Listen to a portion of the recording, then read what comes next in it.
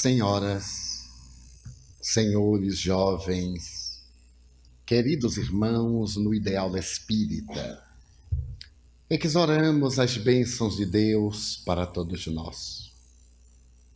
O admirável Prêmio Nobel de Fisiologia, criador da ciência da metapsíquica, professor Charles Richer, teve a ocasião de anunciar que tudo aquilo quanto em uma época é inverossímil, noutra época é perfeitamente verossímil.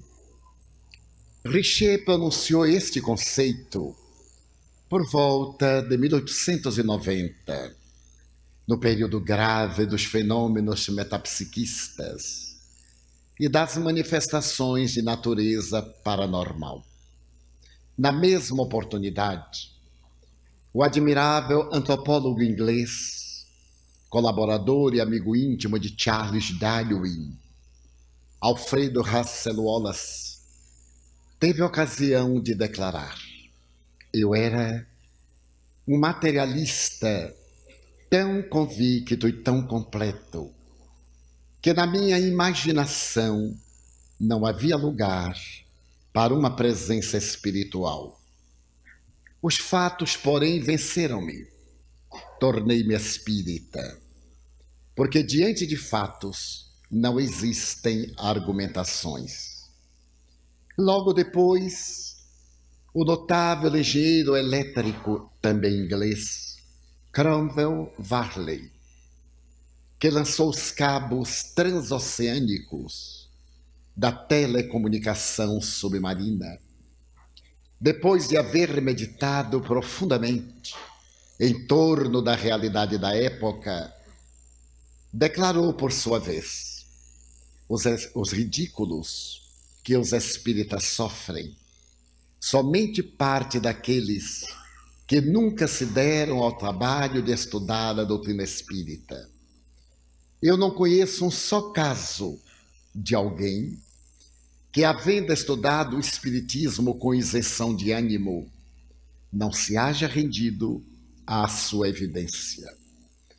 Parecendo ser um período fértil de declarações, o notável pai da antropologia criminalista, o professor César Lombroso, acrescentou de motu próprio: esse ridículo faz parte da ironia dos sábios. Quando eu me lembro que nós, os sábios e cientistas, ridicularizávamos os espíritas, eu coro de vergonha, porque também eu tornei-me espírita. Poderíamos referir-nos ao trabalho notável de William Crookes, pioneiro da física quântica, que pôde detectar a matéria radiante, e ao lado dele, de eminentes autoridades na química e na física, no século XX, na biologia, na física quântica, na parapsicologia e, mais recentemente, na biologia molecular, na psiquiatria, na psicologia transpessoal, entretecendo considerações sobre a excelência do espiritismo. Coube, no entanto, ao ínclito codificador Allan Kardec definir que o espiritismo é uma ciência que estuda a origem, a natureza, o destino dos espíritos e as relações que existem entre o mundo corporal e o mundo espiritual. Uma ciência de observação. Não é semelhante às ciências acadêmicas que lidam com fatos objetivos. Tratando-se da paranormalidade humana, de fenômenos de natureza subjetiva e às vezes objetiva, o espiritismo lida com fatos que os comprova. E graças a essa observação, enfileira-se entre as demais ciências por estabelecer paradigmas e por ter pontos básicos de definição. Mas, ao contrário de muitas ciências, O Espiritismo não se detém como uma ciência que confirma a realidade da vida depois da disjunção molecular. Apresenta um aspecto muito especial de filosofia, porquanto, informando que a vida continua depois do fenômeno biológico da morte, Allan Kardec demonstrou que a felicidade, ou a desdita, será resultado do comportamento que o indivíduo mantenha enquanto se encontre na vilegiatura carnal. Por isso mesmo, defrontou os grandes enigmas do pensamento filosófico de todas as épocas. Aquelas mesmas interrogações que permitiram que Sófocles criasse a problemática de Édipus na estrada de Tebas enfrentando a Esfinge. Para poder interpretar a sua interrogação, o Espiritismo vem hoje explicar quem é o ser humano, de onde veio, para onde vai, porque sofre, qual a razão dos seus problemas e dos desafios através da reencarnação. É da reencarnação que se encontra a chave para interpretar as grandes incógnitas que envolvem a vida de relacionamento humano e as próprias problemáticas da criatura perante si mesmo, perante o seu próximo, perante a humanidade. É uma filosofia otimista, porque ela teve o condão de matar a morte, o maior adversário do pensamento filosófico. É a doutrina que, depois de demonstrar que a morte não existe, sendo apenas um fenômeno biológico, e que depois da sua manifestação abre espaço para a vida, asseverando, por outro lado, que a vida não é uma exclusividade do planeta terrestre e tampouco da organização material, já que a vida é causal fora da matéria, de onde viemos, para onde retornaremos. A vida física é um breve período entre duas margens da eternidade. A causalidade de onde procedemos e o resultante para onde nos dirigimos. Ao apresentar essa filosofia otimista, o Espiritismo recorre à ética moral de consequências religiosas e vai beber os seus postulados no Evangelho de Jesus, na pulcritude original, conforme ele e os seus discípulos o viveram, em toda a legitimidade, sem margem a quaisquer expressões que proporcionem derivativos. É, portanto, uma proposta em três aspectos fundamentais que se completam em uma única unidade: a ciência que investiga e comprova, a filosofia que explica e a religião ético-moral que traça diretrizes para o comportamento da felicidade.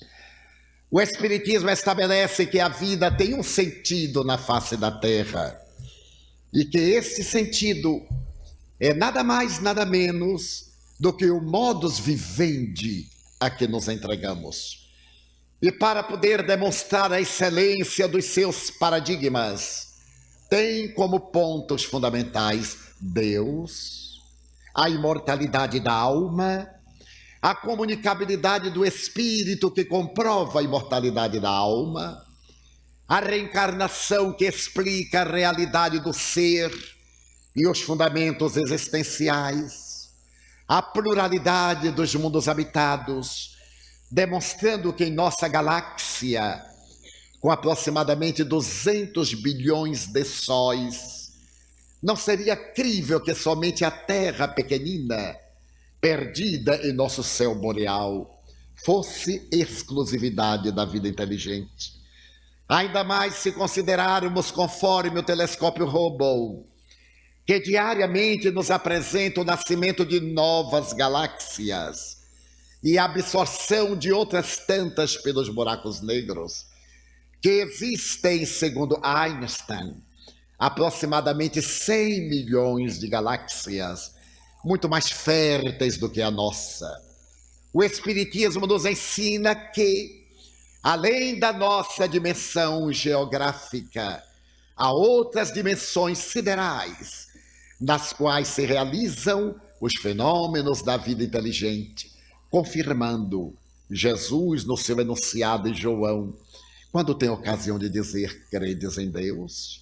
Crede também em mim. Na casa de meu pai há muitas moradas. Senão eu não teria dito: vou preparar-vos lugar. Mas o Espiritismo, fazendo essa colocação em 5 itens, que são seus paradigmas, que são as bases da sua doutrina científico-filosófico-moral, abre um elenco de perspectivas para entendermos a razão da nossa vida no planeta terrestre. Existe uma fatalidade, apenas uma fatalidade. Tudo que nasce, morre. E dessa fatalidade biológica, uma finalidade, a perfeição. Deus cria-nos, conforme revelaram os Espíritos, simples e ignorantes. Isto é, destituídos de conhecimento e desprovidos de atavios, carregando, no entanto, a semelhança divina, a potencialidade desse Deus que está emboscado em nosso sentimento, como dizia Blaise Pascal. É necessário que desenvolvamos essas aptidões que dormem em latência para atingirmos o estado de plenitude que é o nosso destino.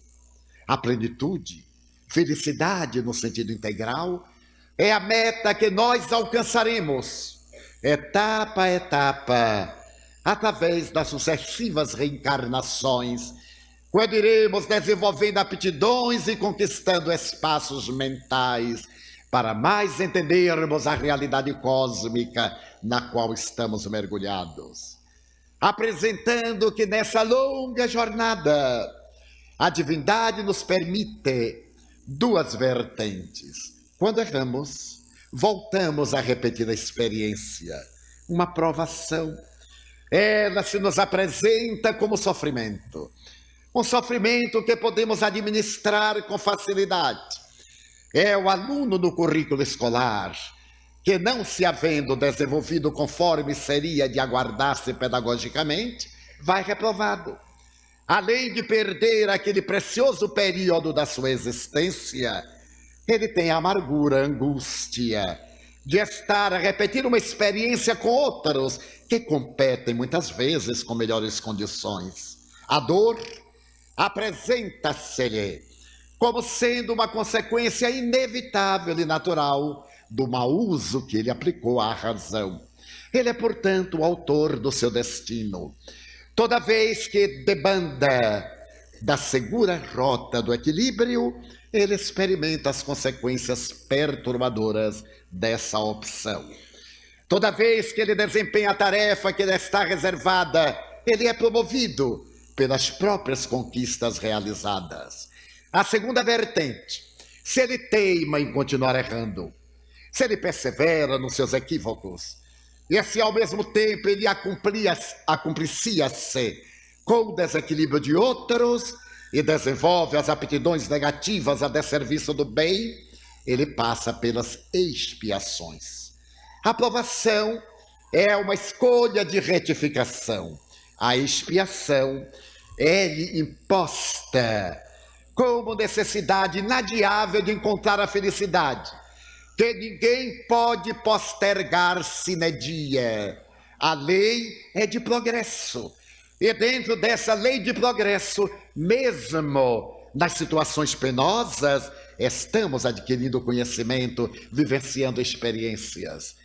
A doutrina espírita acena-nos, através desses recursos pedagógicos, provação, expiação, a desenvolver as aptidões inatas e atingir a plenitude sem mecanismos de fuga, sem conflitos de culpa. Somos responsáveis pela maneira como administramos a nossa vida, porque a divindade nos brinda o livre-arbítrio.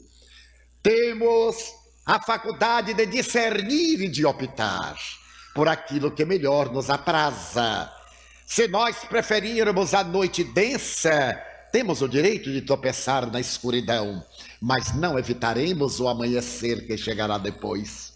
E despertaremos com os danos da travessia durante a noite cruel, ou encontrarmos a estrada luminífera que nos vai encaminhar para o sol da liberdade.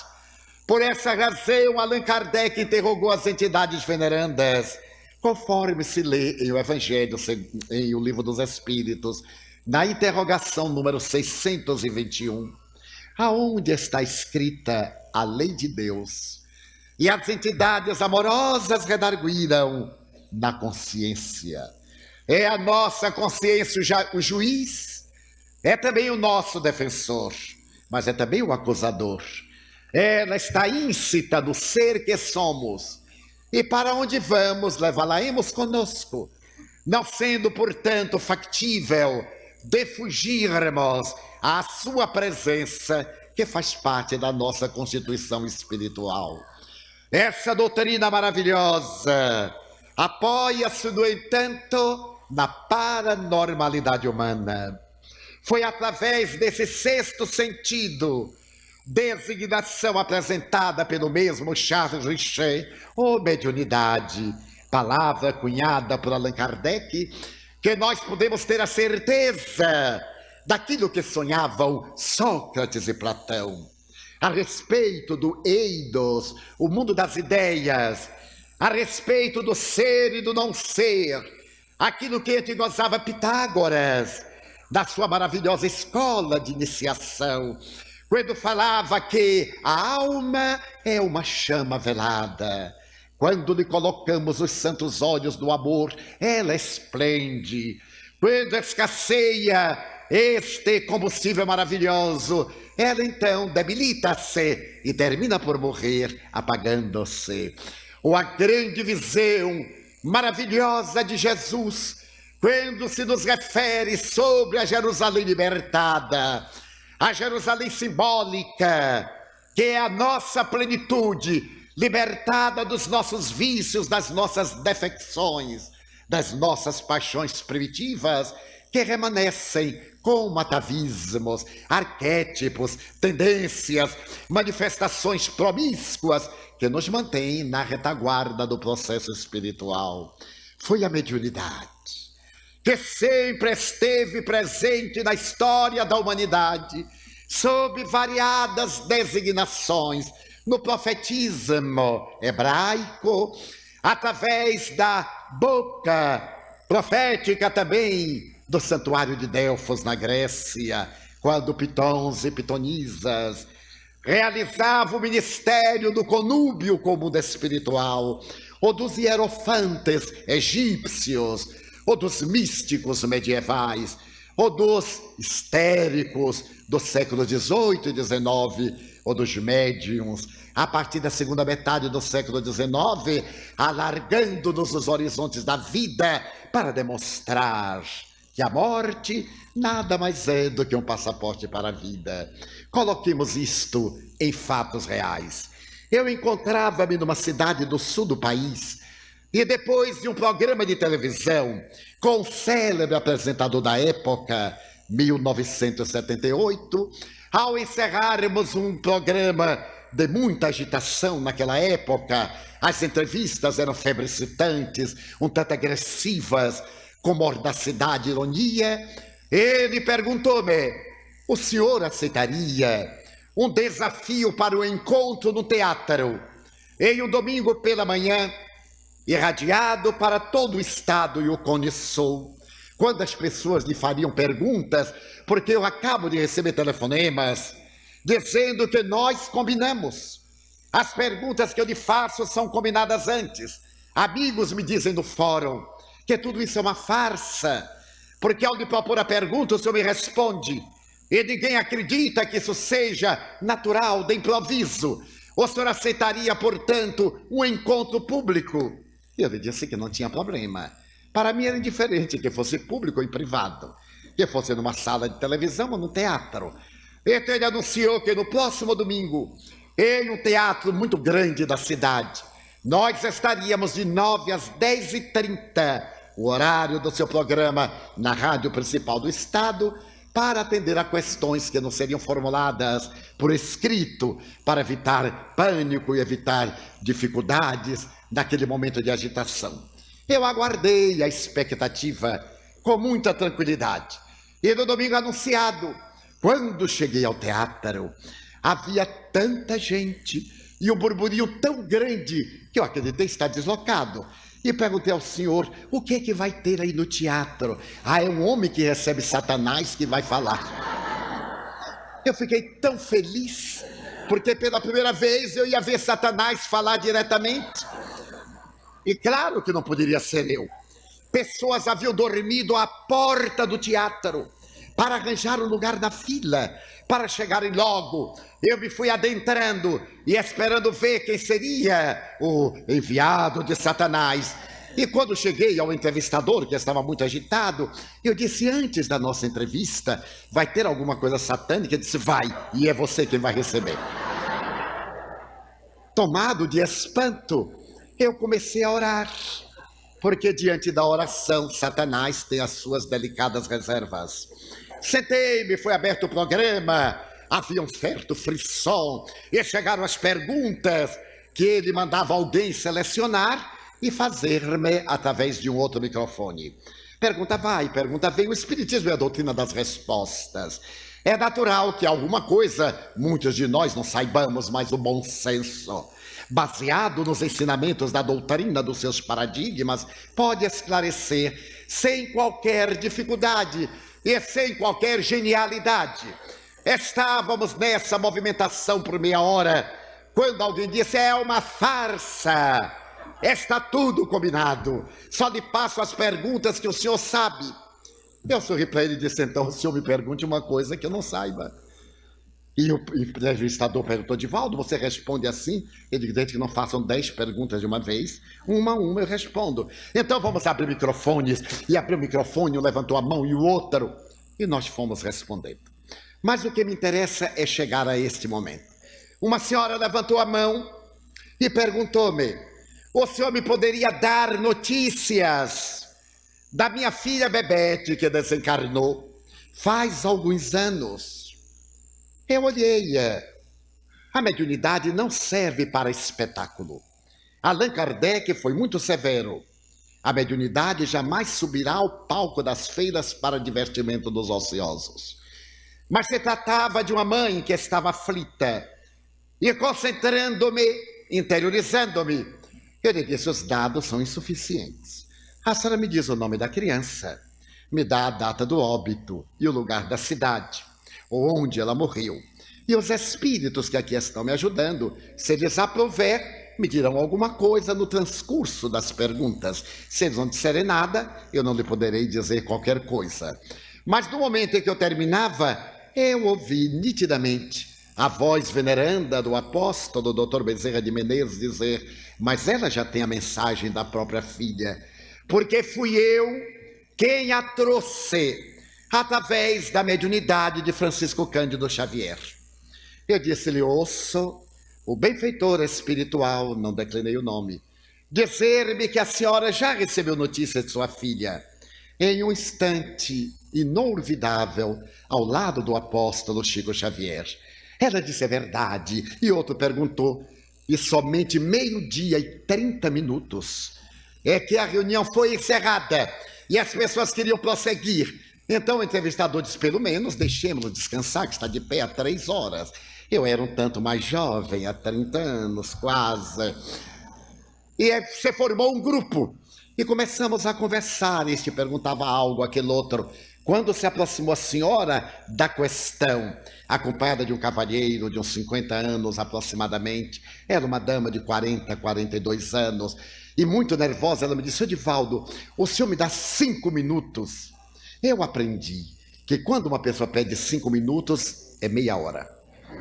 Quando pede 10, passa a tarde com a gente. Ele disse, a senhora me pede 5 minutos, eu lhe darei 20.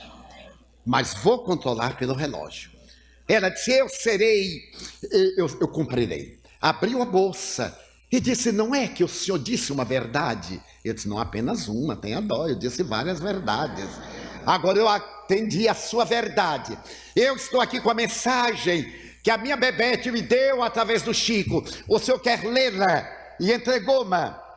No momento em que me deu, e eu ia desdobrar as folhas de papel de jornal nos quais eles escreviam naquela época, quando eu disse: um momentinho, senhor Divaldo, o senhor não vai entender.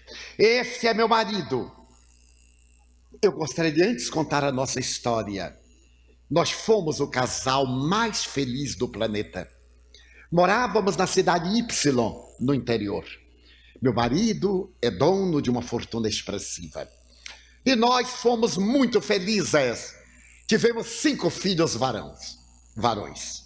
E meu marido dizia: que falta nos faz uma menina. Parece que Deus só está mandando para a terra reprodutores e não os instrumentos da reprodução. Durante esse período, eu pedi a Deus que mandasse uma filhinha. Eu sou psicóloga e meu marido é um grande industrial. Quando meu filho mais jovem completou 5 anos, eu concebi. E ao conceber, eu tive a certeza de que se tratava de uma filha. Acalentei a ideia e quando nasceu nosso anjo, demos-lhe o nome de Elizabeth. E passamos a chamá-la na intimidade Bebete. Bebete era um anjo corporificado no ser material. Amamos-la com esse enternecimento da filha única, sem nenhum demérito para os 5 rapazes, que já não nos exigiam tantas carícias.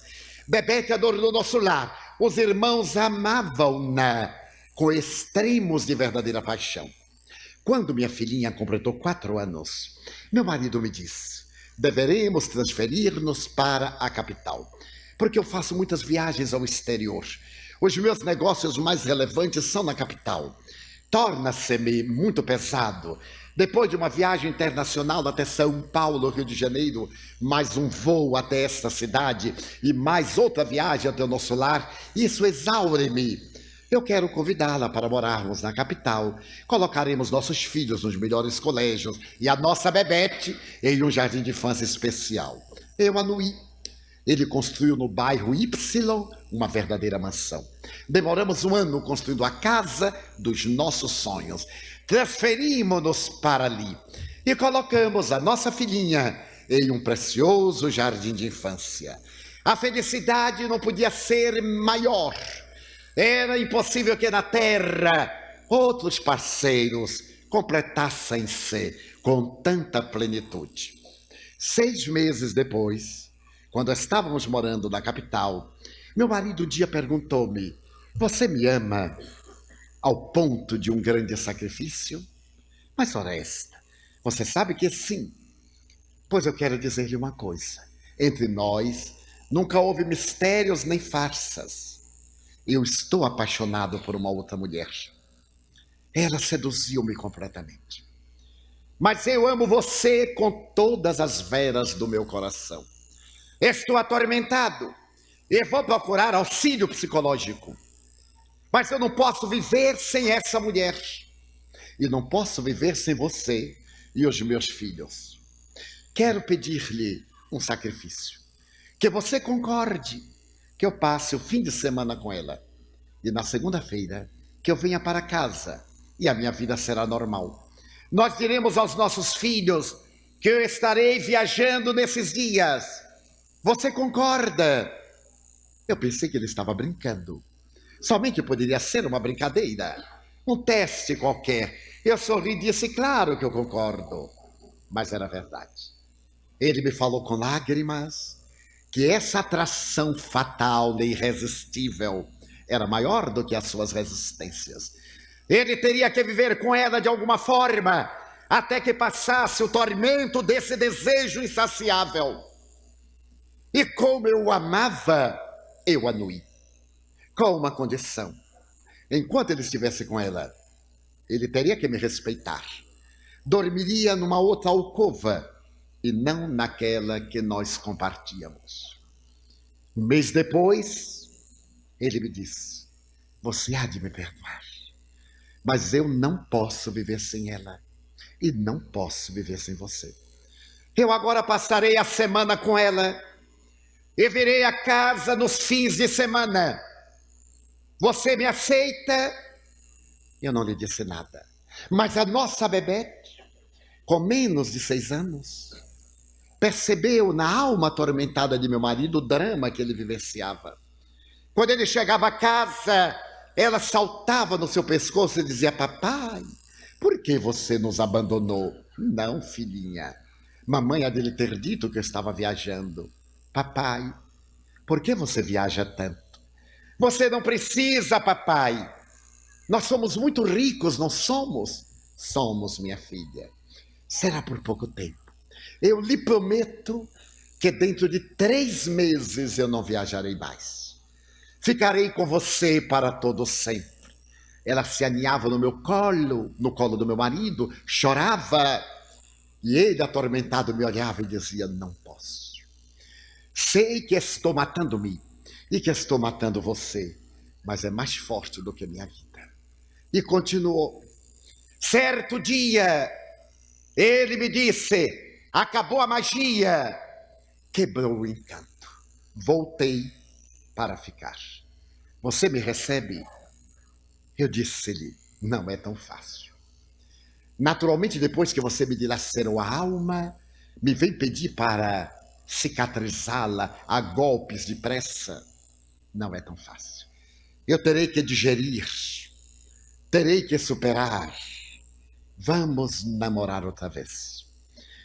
Nesse período você não tem passado, nem eu tampouco. Não nos conhecemos. Vamos reencontrar-nos agora. E comecemos uma nova experiência afetiva. Eu amava a loucura, mas a mágoa asfixiava-me, despedaçando meu coração. Quando nossa querida Bebete completou 6 anos, preparamos uma festa, um garden party, recebemos os seus coleguinhas. Ela deveria encerrar o seu curso para adentrar-se no fundamental. E foi exatamente nesse momento que nos aconteceu a tragédia. Bebete foi para a aula, como sempre, com uma pajem que a levava e o chofer. E quando à tardinha a nossa ama foi buscá-la, recebeu a notícia de que ela já tinha vindo para casa. Não havia permissão para que ela saísse, senão com a ama e com o nosso chofer. Mas havia um bilhete em que uma senhora lá estivera e dissera: eu venho buscá-la, eu sou a madrinha, e tenho o direito de levar, aqui está, uma solicitação firmada pelo seu pai. É claro, a escola entregou. E a minha Bebete foi sequestrada. Ninguém pode imaginar a dor, a angústia, da incerteza. Corremos para a polícia e notificamos. De imediato foram colocados agentes no aeroporto, na estação rodoviária, na ferroviária. Foram armadas nas estradas várias organizações para revistar automóveis. Colocamos notas e fotografias de minha filha no jornal no dia seguinte. E aguardamos de uma forma dolorosa que ela voltasse nessa noite terrível em que a realidade estava além da imaginação. E ela não voltava. Não voltava. A nossa incerteza, a nossa segurança, a nossa dor. 3 dias depois, os meus nervos não resistindo, eu tive que ser sedada. E o médico generosamente pôs-me a dormir para evitar que eu enlouquecesse. Ao 5º dia, crianças que brincavam no subúrbio da cidade encontraram em um saco um corpo em adiantado estado de putrefação. Levado à polícia, ali encontraram a minha Bebete. Meu marido foi chamado. Ele reconheceu o cadáver. E naturalmente começou agora a caça à tragédia. A nossa filha tinha sido assassinada a machado, despedaçada, com uma crueldade irracional. Eu somente vim a saber depois, quando ela foi levada num caixão especial ao cemitério. Quando eu soube que ela foi assassinada, eu não podia acreditar. Quem seria capaz de fazer isso a uma criança de 6 anos? Por quê? Ninguém havia pedido resgate. Não havia nada. Então eu entrei nesse delírio quando a polícia partiu à procura da pessoa criminosa. Detetives particulares colocados pelo meu marido começaram a pesquisar e no levantamento que fizeram descobriram que ele havia tido um caso paralelo enquanto estávamos casados. E foram até a senhora, que era a amante com quem ele vivia. Com muita habilidade, ela foi chamada à polícia. E depois de interrogada com muito tato psicológico, ela terminou por dizer: matei-a. E não me arrependo. Matá-la-ia outra vez, 1000 vezes, porque não era uma criança, era uma competidora. Eu perdi por causa dela. Ela tomou-me de mim. E eu não me arrependo de tê-la assassinado. Quando a notícia transpirou, as pessoas correram para o cárcere para linchá-la. Foi necessário transferi-la para uma prisão de grande segurança. Quando eu tomei conhecimento que foi ela, a amante de meu marido, que matou nossa filha, eu disse para ele: foi você quem a matou. Foi você, depravado. Porque se você não tivesse um caso paralelo de que não necessitava, a criminosa não teria destruído o ser mais amado pelo qual anelamos tanto. E criou-se um abismo entre nós. O ódio devorou-me, colocando-me totalmente louca. Ele era o culpado, não era ela. Ele sim era o responsável, porque afinal de contas, na sua fúria machista, ele poderia haver se controlado ou teria separado do lar para viver o seu desejo. Foi nesse estado que amigos trouxeram um religioso para me consolar. Mas haverá palavras que consolem uma pessoa nesse estado de transe. O sacerdote que veio disse: conforme-se, é a vontade de Deus. E eu blasfemei. Que Deus é este? Que monstro! Para nos fazer a prova, ele destrói a vida de nossa filha, um ser angélico. Não posso aceitar esse Deus. E blasfemei as forças que eu tinha para poder vingar-me desse monstro que roubou a minha filha porque meu marido era um prostituto. Então vieram outros religiosos, assinaram-me a Bíblia, a punição divina. Eu não posso admitir que haja uma divindade punitiva. Foi nesse drama que um dia uma amiga chegou-se até nós e perguntou-me se eu já ouvido falar de Francisco Cândido Xavier, o doce apóstolo que residia em Uberaba. A minha vida social era tão intensa e o meu desligamento da vida espiritual era tão profundo que eu sequer sabia quem era. E ela me disse: vão a Uberaba, você e seu marido. Chico Xavier vai explicar as razões dessa tragédia. Você lembra de meu filho que morreu no acidente de moto? A dor que me trespassou o coração. Então ouça o que ele me escreveu pelas estranhas mãos desse homem bondoso. E a minha amiga leu a carta que o seu filho trouxe da imortalidade, dizendo que estava vivo. Era ele. Eu o conheci, senhor Divaldo. Eu conheci o rapaz, era ele. E eu perguntei: o que é que tem que fazer? Nada. Chega lá, não paga nada. Ele não aceita nada. Entra na fila. E se Deus permitir, durante a reunião, você receberá uma mensagem. Meu marido, talvez para diminuir a culpa, fretou um avião. Fomos diretamente a Uberaba. Sabíamos que era às sextas-feiras que Chico Xavier atendia. Estamos em 1978, eu repito. E é quando lá eu cheguei e postei-me na fila. Era tarde demais, porque ele atendia 40 pessoas, que naturalmente chegaram na véspera da quinta-feira. Eram distribuídas 40 fichas. E os outros, deveríamos aguardar o fim da reunião para apertar-lhe a mão. Ele era humano. já um homem de mais de 60 anos, cansado das vicissitudes. Eu fiquei tão desesperada que olhei aqueles 40 privilegiados e gritei: eu compro a ficha de qualquer um de vocês, dei-me o seu lugar, eu pago a importância que pedirem, eu tenho que falar com ele, ou eu me matarei. Estava desvairada. Uma senhora, no quinto lugar na fila, olhou para mim e disse: dinheiro aqui não vale nada. Guarde os seus tostões para o seu sepultamento. O que vale aqui é o sofrimento.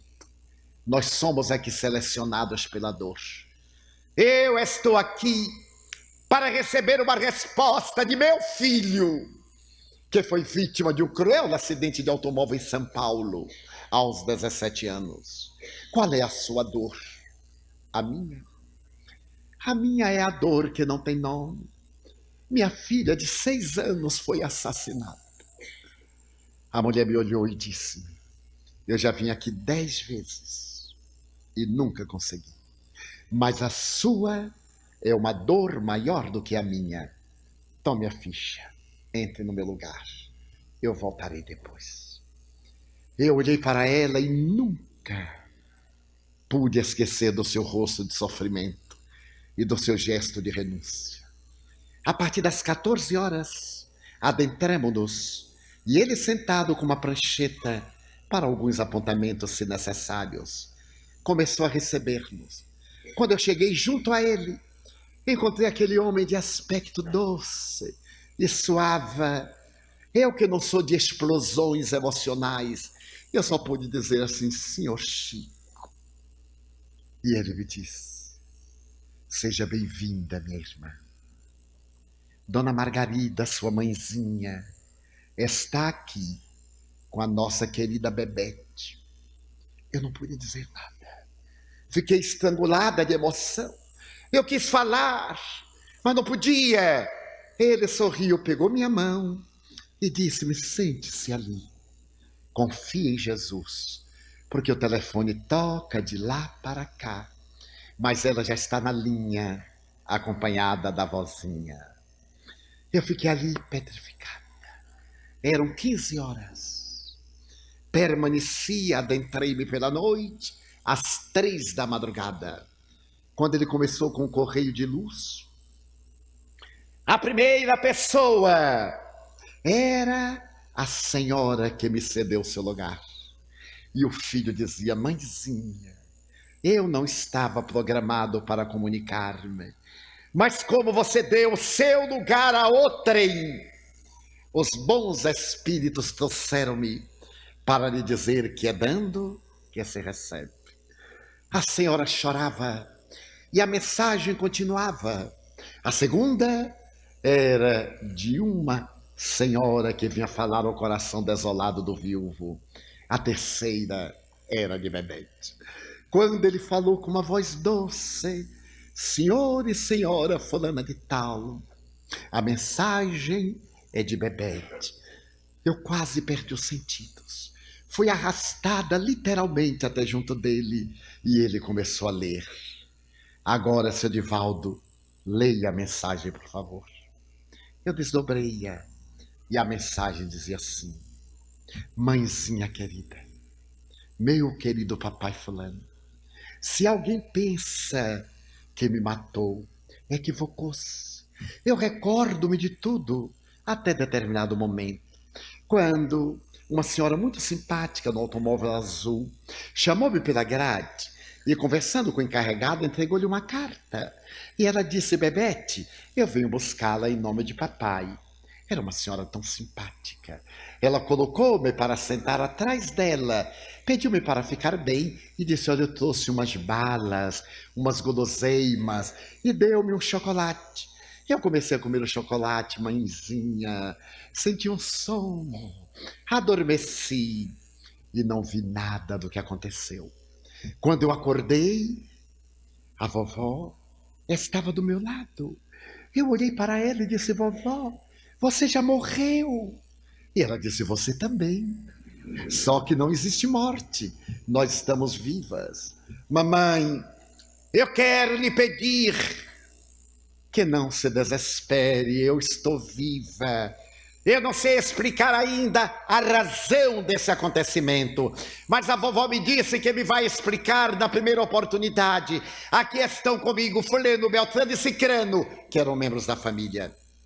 Mas eu quero lhe dizer uma coisa, papai. Lembra-se, no dia que eu lhe pedi para você não viajar mais, você me abraçou e me disse: filhinha, eu vou lhe pedir uma coisa. Se algum dia, quando você crescer, você souber de algo terrível que não possa perdoar, eu quero lhe pedir, pelo menos, desculpa. Você me promete, Bebete, mesmo que você não consiga perdoar, você consegue pedir, permitir-se, desculpe. Ora, papai, você pedirá a mim uma criança que fizesse a diferença entre perdão e desculpa? Eu não entendi.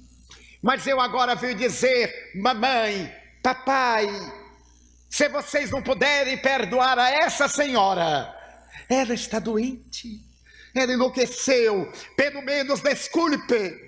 Vovó levou-me lá em casa, paizinho, e quando eu entrei na alcova, mamãe estava caída em delírio, e você estava com a gaveta da cômoda aberta e dentro dela uma machadeta, e eu vi a seu pensamento dizer, vou decepar-lhe as mãos, e depois me matarei. Papai, ninguém morre. Se você não puder perdoá-la, pelo menos desculpa. É um pedido de sua filhinha. Não posso escrever mais. É vovó.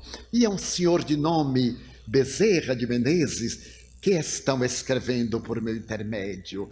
Mas quero deixar um beijo, e declinou o nome dos 5 irmãos, de cima para baixo, do mais velho para o mais novo. E para você, mãezinha adorada, o meu coração de ternura, eu voltarei outra vez, com todo carinho, em letra de forma, Bebete. Quando eu terminei de ler, eu tinha lágrimas nos olhos. A senhora me olhava nesse misto de felicidade e de dor. Então eu dobrei a mensagem carinhosamente e disse-lhe, meus parabéns. A sua filhinha, portanto, prossegue em paz, porque foi o próprio Dr. Bezerra de Menezes quem me formou. Fique feliz. Ela então me disse, Edivaldo, será que a minha filha está aqui? Eu digo, está sim, senhora. Ela está conosco. Sim, ela está me dizendo que seu aniversário é amanhã. E ela então está lhe fazendo um pedido. Ela gostaria que o aniversário fosse celebrado com uma visita da senhora ao cárcere, para dizer à mulher que lhe roubou a vida que a senhora perdoava. Não posso. Isto é demais. Isto eu não posso. Eu a odeio. Eu digo, então não ama sua filha. Esses 2 sentimentos são antípodas. O amor é que vai fazer a viagem para diluir o veneno do ódio. Ela pediu, e a senhora fará quando puder. Abraçamo-nos, e ela perguntou com que vestido ela está. Do aniversário, aquele com que foi assassinada. Um vestido rosa, com pequenos babados. Ela disse, é minha Bebete. E chorou copiosamente no meu ombro. E eu também extravasei toda a ternura, enquanto o homem, ainda amargurado, permanecia. Eu o cingi no mesmo abraço e perguntei a ela, já o perdoou? Ela disse, ainda não, mas já o desculpei. Estamos juntos na mesma dor. Eu digo, então se unam agora na mesma alegria do reencontro que começou em Uberaba, fazia 3 meses. Ali ficamos ainda alguns minutos e demandamos a casa, amparado pelo nosso entrevistador e algumas pessoas, alguns soldados. Alguém perguntou-me, está sendo preso? Eu digo, não, estou sendo libertado, porque a polícia tanto prende como liberta. Era uma forma de sair do tumulto. Meses depois, eu recebo um telefonema. E uma voz me pergunta, muito aflita, seu Divaldo, eu sou fulana de tal, a mãe de Bebete, lembra-se de mim? Como não? A senhora e Bebete são inesquecíveis. Seu Divaldo, eu agora já sou espírita. Comecei a ler a obra de Allan Kardec. E como é aniversário de morte de minha filha amanhã, hoje eu dei-lhe de presente de nascimento na outra vida uma visita à assassina. Consegui dos juízes visitá-la. Fui acompanhada da minha advogada, uma das minhas advogadas. Adentremo-nos. Quando lá eu cheguei, eu tive um choque ao verificar quem era a criminosa. Eu sempre me neguei a saber quem era. Era uma amiga minha, que comia na minha casa, que participava da nossa vida. Eu tive um choque que me eletrizou. Quando eu fui abrir a bolsa, ele disse, não me mate. Pensando que eu ia tirar algum revólver. E ele disse, não, você não merece morrer. Você é tão perversa, você é tão cruel, que deve experimentar a pena de vida para ter tempo de sofrer. Eu a havia perdoado, mas agora começa tudo de novo. Eu não sabia que havia sido você. Ela tirou-se no chão e me pediu perdão. Todo mundo enlouquece uma que outra vez. Eu estava e permaneço louca. Nunca mais eu me encontrarei comigo mesmo. Eu lembrei-me de minha filha dizendo, desculpe se não puder perdoar. E eu disse-lhe, Bebete voltou. Fez-me uma carta. Eu quero dá-la a você, com este livro que vai salvar a sua vida. Joguei-o através das grades, o Evangelho segundo o Espiritismo, com a mensagem de minha filha dentro. E disse à minha advogada, na frente dela, a partir de hoje, eu vou pedir ao meu marido que retire todos os nossos advogados de acusação. Ela será acusada apenas pela promotoria pública, porque o problema é dela, não é nosso. Então estou telefonando ao senhor para dizer que eu consegui. Estamos construindo uma creche para crianças em nome de Bebete. Seu Divaldo, o que é que o senhor acha? Eu digo, pergunte ao seu coração. O coração de mãe identifica-se melhor com a fonte da vida do que os estranhos corações. E quando estávamos falando, o Bebete apareceu-me e disse, diga, mãezinha, que ela é a mais bela estrela da noite de Natal, depois de Jesus. Eu falei, voltei à mesma cidade. Fui convidado para inaugurar um lar de crianças órfãs, em homenagem a Bebete. O casal reajustou-se, ficando talvez alguma leve fissura. Mas então os dois resolveram-se por unir as suas energias a favor da infância. Criaram até hoje 5 lares, 5 creches, onde recebem os filhos do sofrimento em homenagem à sua estrela polar. Então o Espiritismo é essa doutrina que arranca da treva da morte para a claridade do dia. Nasceu da mediunidade, e através da mediunidade, que é a porta de consolação, o Espiritismo lança a ponte entre este mundo propínquo e o Deus longínquo, para que nós atravessemos conjugando o verbo amar.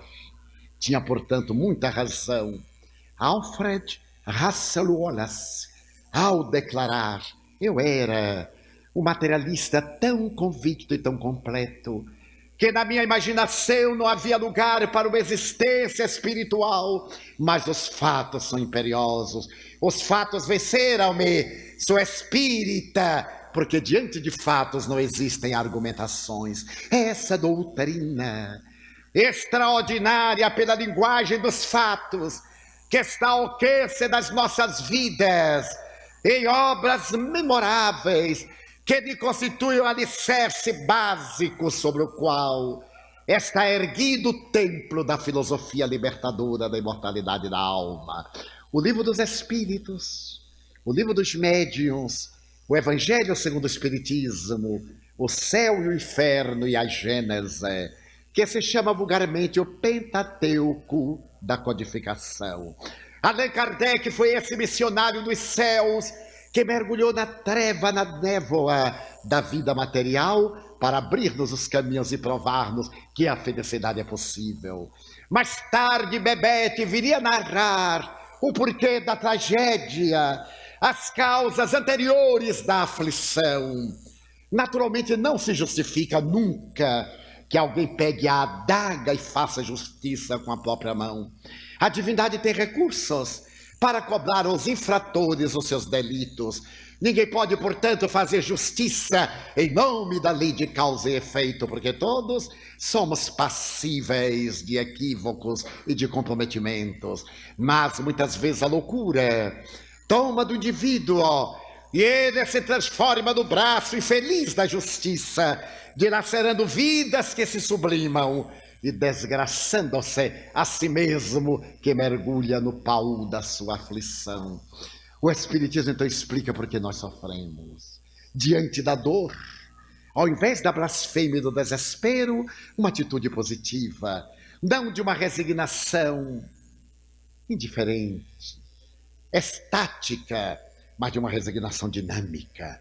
Transformar a nossa dor em motivo de alegria de viver, transformar as nossas lágrimas em sorrisos do próximo, mudar a paisagem triste da terra por onde deambulamos em um jardim de bênçãos para que outros aspirem o perfume a trescalar das rosas que virão.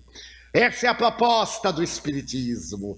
Não veio combater os maus, nem perseguir aqueles que nos combatem.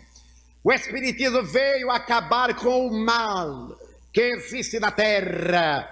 Veio ensinar-nos a jovial fraternidade, dizer que as doutrinas religiosas são caminhos, uns mais largos, outros mais breves, todos eles centrados na busca de Deus, o Pai amorável, nesta hora de tantas dores, de tantos conflitos, de tanta incerteza, de agressividade, de crueldade. Quando nos sentimos totalmente desequipados de energias e de equilíbrio para enfrentar as vicissitudes, a doutrina espírita proclama a era da paz, a era do amor. Seja você quem ama, seja você quem realize a paz interior. Não espere a paz política, a paz trabalhada por decreto, a paz governamental, que essa paz de fora de maneira nenhuma luarizará a intranquilidade de dentro. Mas realize aquela paz, conforme anunciada por Jesus. Eu vos dou a minha paz, como somente eu a posso dar. Equivale dizer, a paz da consciência tranquila. A paz que vem do mundo é ansiosa, é um espaço de preparação para a próxima beligerância. Mas a paz que vem de Jesus é aquela que nos torna dúcteis, afáveis, que nos ensina a entender o próximo e a ajudá-lo, mesmo quando ele nos prejudica. Parece paradoxal, mas é exatamente dando que nós recebemos. É exatamente oferecendo que nós possuímos. Na contabilidade mercantil